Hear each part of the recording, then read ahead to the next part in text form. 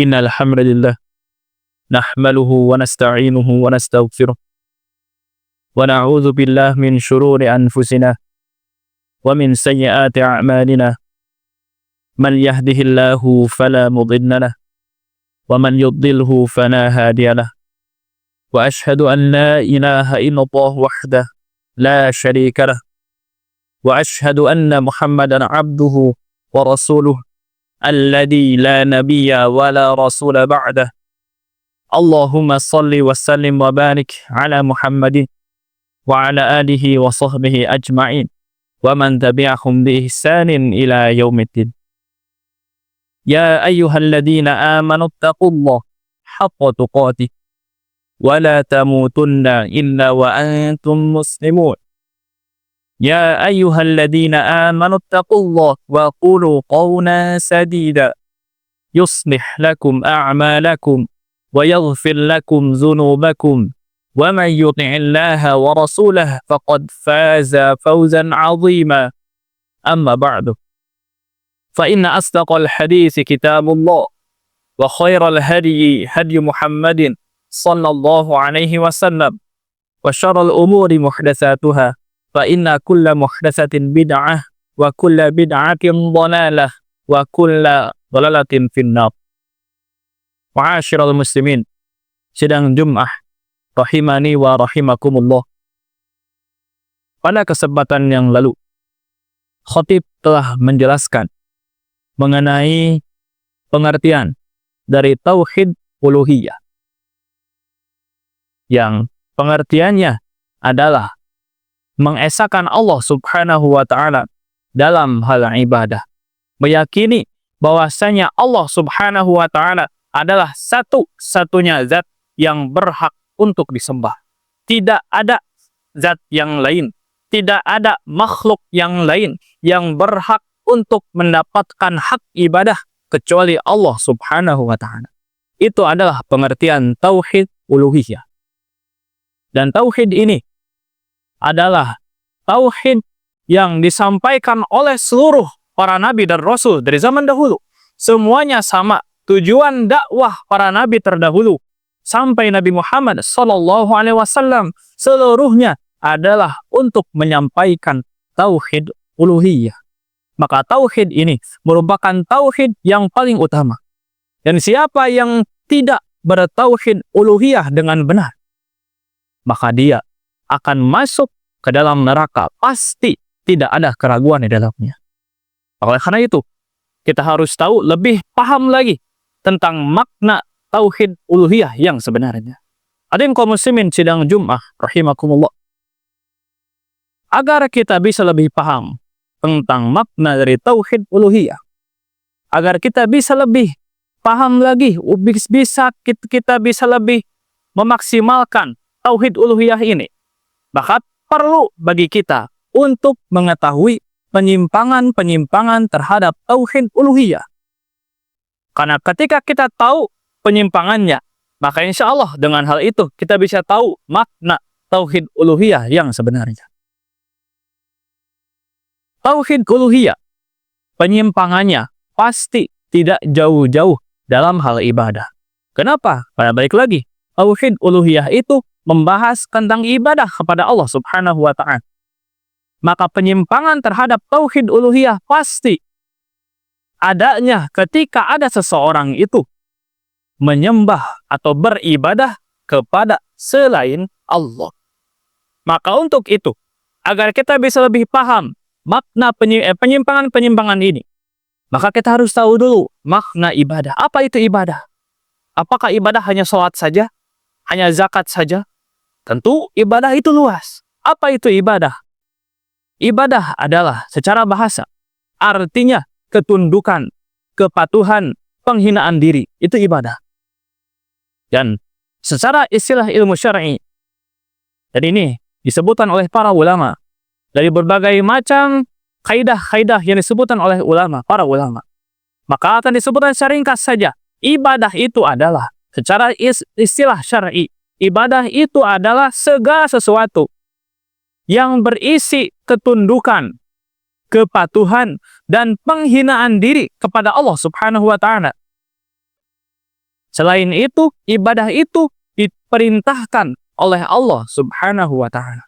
Maka segala hal yang berisi ketundukan diri, yang berisi penghinaan diri, yang berisi tentang kita kepada Allah Subhanahu wa Ta'ala, kerendahan diri kita, maka itu adalah ibadah kepada Allah Subhanahu wa Ta'ala. Maka siapa saja yang merendahkan diri, siapa saja yang menundukkan diri kepada selain Allah, maka dia telah melakukan kesyirikan, penyimpangan terhadap tauhid uluhiyah. Itu makna ibadah secara singkat. Nah, dari hal ini, maka kita akan tahu apa saja penyimpangan-penyimpangan terhadap tauhid uluhiyah. Dan pada kesempatan kali ini, khatib akan menyebutkan beberapa saja, contoh-contoh saja. Kenapa? Karena jika disebutkan seluruhnya tidak akan cukup. Maka khatib akan menyebutkan beberapa contoh yang sering terjadi di sekitar kita saja. Yang pertama, penyimpangan terhadap tauhid uluhiyah. Apa penyimpangan yang pertama? Berdoa kepada selain Allah Subhanahu wa Ta'ala. Doa merupakan hak khusus bagi Allah Subhanahu wa Ta'ala. Mengapa? Karena doa itu adalah ketika seseorang meminta sesuatu kepada zat yang dia rasa itu zat yang dia minta itu bisa mengabulkan permintaannya, yang dia anggap zatnya itu maha mulia, maha agung, maka akhirnya dia berdoa kepada zat itu. Itu doa. Dan kita tahu zat yang maha agung, zat yang maha mulia hanyalah Allah Subhanahu wa Ta'ala. Maka doa ini adalah hak khusus hanya bagi Allah Subhanahu wa Ta'ala. Allah Subhanahu wa Ta'ala berfirman, "Ud'uni astajib lakum." Berdoalah kalian kepadaku, astajib lakum, maka pasti kata Allah, aku akan kabulkan segala macam permintaan kalian. Maka saya lagi, doa merupakan hak khusus bagi Allah Subhanahu wa Ta'ala saja. Tidak ada zat yang lain yang boleh untuk diminta doanya kecuali Allah Subhanahu wa Ta'ala. Akan tetapi, nah di sini, pada saat ini, banyak orang-orang, terutama di daerah Jawa, Allahu a'lam, karena banyak daerah Jawa, Pulau Jawa maksudnya. Banyak orang-orang yang karena tidak meyakini tauhid uluhiyah dengan benar, akhirnya mereka berdoa kepada selain Allah. Kepada apa mereka berdoa? Mereka berdoa yang pertama kepada guru-guru mereka yang mereka anggap soleh pertama. Atau ada juga orang-orang yang berdoa kepada seseorang yang dianggap istimewa, kepada para habaib. Ada juga yang berdoa kepada kuburan-kuburan orang-orang yang dianggap soleh. Ada juga orang yang berdoa kepada para wali, Abdul Qadir Jailani yang mereka anggap soleh. Mereka anggap dia itu sebagai wali yang majdub, wali yang tinggi kedudukannya. Akhirnya bagaimana berdoanya? Mereka ketika tertimpa musibah, ketika tertimpa celaka, mereka menyebutkan nama gurunya sebanyak 3 kali. Sebagai contoh, ketika mau tabrakan, mereka bukan menyebut nama Allah, bukan beristighfar, tapi malah menyebutkan apa? Ya Abdul Qadir Jailani, ya Abdul Qadir Jailani, ya Abdul Qadir Jailani. Kenapa? Karena mereka yakin bahwasanya arwah gurunya ini atau arwah para wali ini akan datang menyelamatkan dirinya. Dan ini banyak terjadi.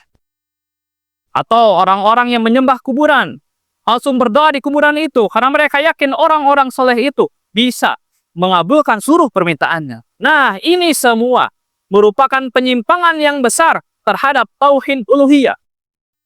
Bahkan orang yang sengaja melakukan hal itu, maka dia akan mendapatkan azab dari Allah. Apa azabnya? Dia akan keluar dari agama Islam. Dia dianggap murtad oleh Allah Subhanahu wa Ta'ala.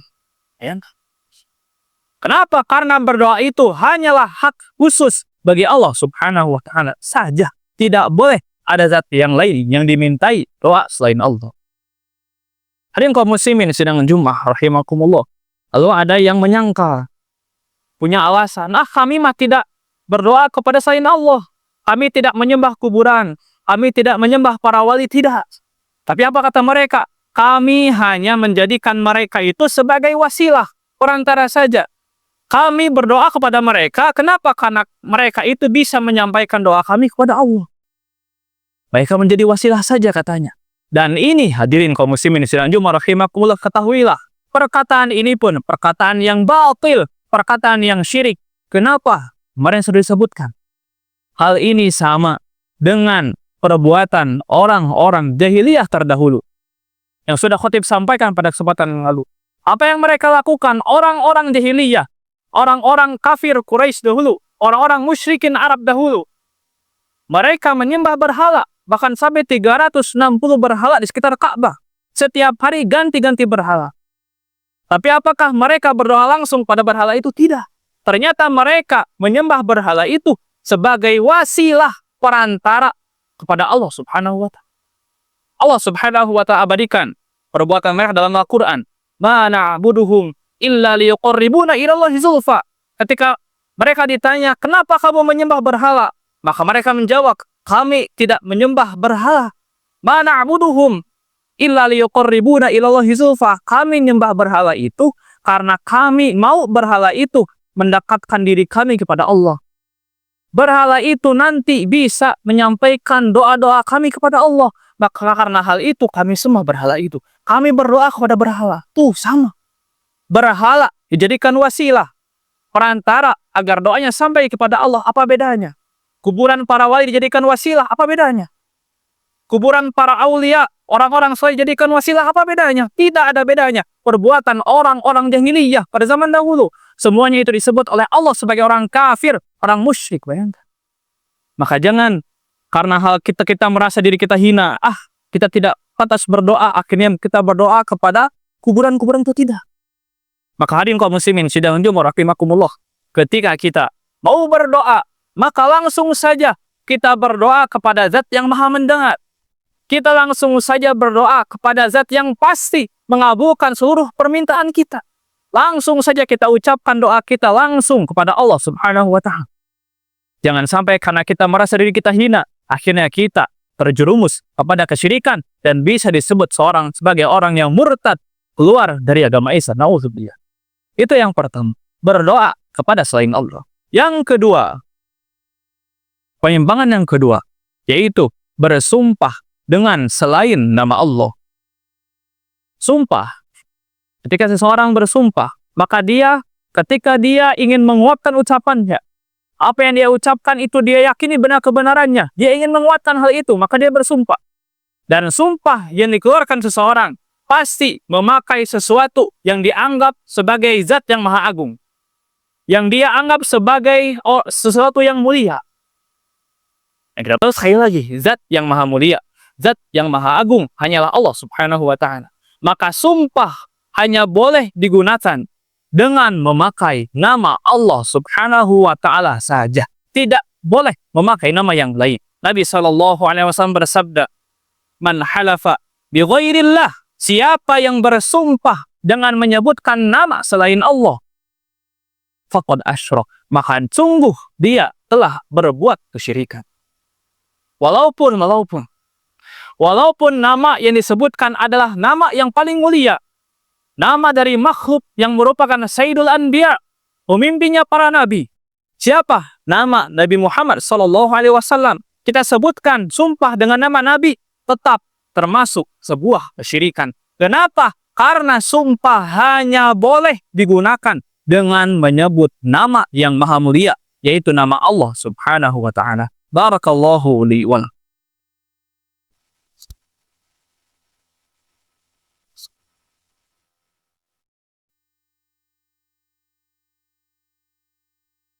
Alhamdulillahi ala ihsanih, wa syukru lahu ala taufiqihi wa amtinanih, wa asyhadu an la ilaha illallah wahdah la syarika lah ta'ziman li sya'nih, wa asyhadu anna Muhammadan abduhu wa rasuluh ad-da'i ila sabilihi wa ridwanih, salawatullahi alaihi wa ala alihi wa sahbihi wa ifwanih. Amma ba'du. Hadirin kaum muslimin sidang Jumat rahimakumullah, usikum wa nafsi bitaqallah faqad fazal muttaqun. Kemudian penyimpangan yang ketiga, kesyirikan yang ketiga, yaitu adalah menyembelih untuk selain Allah. Banyak terjadi pada zaman ini. Orang-orang yang ketika membangun sebuah bangunan yang akan dijadikan rumah, jadikan toko, akhirnya ketika mereka mau bangunan itu selamat dari berbagai macam gangguan, selamat dari berbagai macam bahaya. Akhirnya apa yang dilakukan? Mereka ambil ayam cemani, atau mereka ambil seekor kambing. Akhirnya disembelih. Kemudian ayam cemani itu dikuburkan di bawahnya, atau kambing diambil kepalanya, dan kepalanya dikuburkan di bawah bangunan itu. Atau biasa diistilahkan dengan tumbal. Dan ini banyak terjadi di perkotaan. Jangan sangka di pedesaan, tidak. Di perkotaan, orang-orang yang harusnya akalnya maju, malah mundur ke zaman batu. Banyak seperti ini. Dan ini perbuatan kesyirikan yang besar. Menyembelih kepada selain Allah. Bukankah Allah subhanahu wa ta'ala berfirman, Qul inna salati wa nusuki wa mahyaya wa mamati lillahi rabbil alamin. Katakanlah wahai Muhammad, inna salati, salatku, wa nusuki, sembelihanku, wa mahya, hidupku, wa mamati, dan matiku, lillahi rabbil alamin, hanya untuk Allah subhanahu wa ta'ala saja. Maka menyembelih hanya boleh ditujukan kepada Allah subhanahu wa ta'ala saja. Jangan sampai kita berbuat kesyirikan, percaya mitos, percaya khurafat, percaya pamali, akhirnya terjerumus pada kesyirikan. Dan sekali lagi, kesyirikan pasti tempatnya di neraka. Tidak ada keraguan di dalamnya. Itu yang ketiga. Yang terakhir, yang keempat. Dari tadi kita bahas kesyirikan yang besar. Ini kesyirikan yang kecil. Ini bukti bahwasanya kesyirikan sekecil apapun menyebabkan seseorang masuk ke dalam neraka. Apa penyimpangan yang keempat, yang terakhir? Yaitu adalah riya. Apa itu riya? Riya itu beribadah karena ingin dipuji oleh orang lain. Kita beribadah di depan calon mertua, kita baguskan ibadahnya, itu disebut dengan riya. Nah, riya ini disebut oleh Nabi SAW sebagai syirik kecil. Inna akhwafa ma akhafu alaikum asyirkul asghar. Sesungguhnya yang paling aku takutkan kepada kalian, wahai para sahabatku, apa? Asyirkul asghar, syirik kecil. Nabi SAW sebutkan riya ini sebagai syirik kecil. Para sahabat bertanya, ya Rasulullah, wa masyirkul asghar, apa itu syirik kecil? Ar-riya, yaitu adalah riya, beribadah karena ingin dipuji oleh orang lain. Pada hadis yang lain, hadis yang panjang, yang intinya adalah 3 orang yang masuk pertama ke dalam neraka terlebih dahulu. Seorang pembaca Quran, seorang qori, kemudian seorang yang dermawan, kemudian orang yang berjihad di jalan Allah mati sebagai orang yang syahid. Ketiga orang ini masuk pertama ke dalam neraka. Lebih dahulu daripada Fir'aun, lebih dahulu daripada Raja Namrud, lebih dahulu daripada orang-orang yang zalim yang lain. Kenapa? Padahal mereka orang-orang yang luar biasa. Qori, hafal Quran, orang yang dermawan, bersedekah setiap hari, orang yang syahid di jalan Allah, orang luar biasa. Bahasanya surga. Tapi kenapa mereka malah masuk ke dalam neraka? Ternyata karena mereka melakukan riya. Ketika dia bersedekah, ketika dia mati di jalan Allah, ketika dia itu menjadi seorang pembaca Quran, dia lakukan itu karena dia ingin dipuji oleh orang lain. Nah, ini orang-orang ini masuk pertama ke dalam neraka. Syirik yang kecil saja, riya saja, masuk pertama ke dalam neraka. Apalagi kesyirikan-kesyirikan yang sebelumnya. Menyembelih kepada selain Allah, berdoa kepada selain Allah, kemudian bersumpah dengan nama selain Allah, itu lebih-lebih lagi syiriknya. Maka masa bisa yang seperti itu masuk ke dalam surga? Yang riya saja masuk ke dalam neraka, masa yang besar bisa berharap masuk ke dalam surga?